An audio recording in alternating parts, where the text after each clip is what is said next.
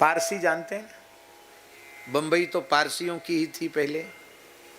पारसी धर्म है एक।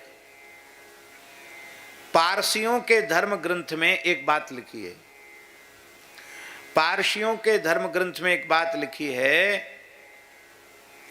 कि एक पापी मनुष्य को नरक में डाला गया और उसको वहां अंगारों में जलाया गया, धधकते हुए अंगारों में। उसके सारे शरीर में तो जलने की पीड़ा हो रही थी, पर उसके दाहिने पैर में बिल्कुल पीड़ा नहीं हो रही थी, वो एकदम शीतल था, उसमें अंगारों में रहते हुए उसमें कोई जलन नहीं थी। तो वहां जो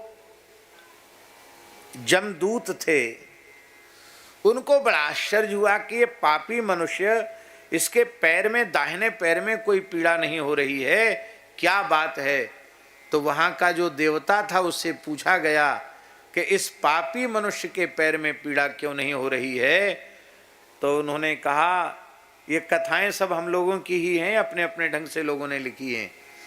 उनके ग्रंथ की ये कथा है, पारसियों के ग्रंथ की, कि देवदूत ने, यमदूत ने, उसने पूछा उसको, वहाँ के मालिक को, तो उसने कहा कि भाई इसका खाता बही देखो, इसके पुण्य पाप का हिसाब किताब देखो।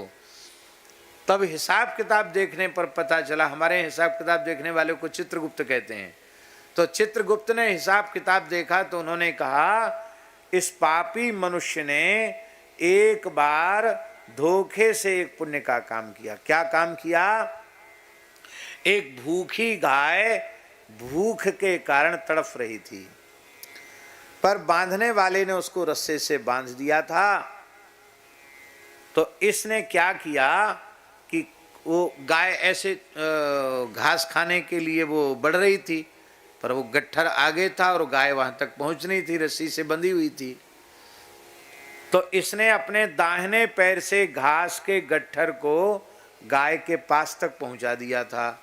इस पुण्य के कारण इसके दाहिने पैर में जलन नहीं हो रही। आप सोचो, इतनी गौ सेवा की बड़ी भारी महिमा है।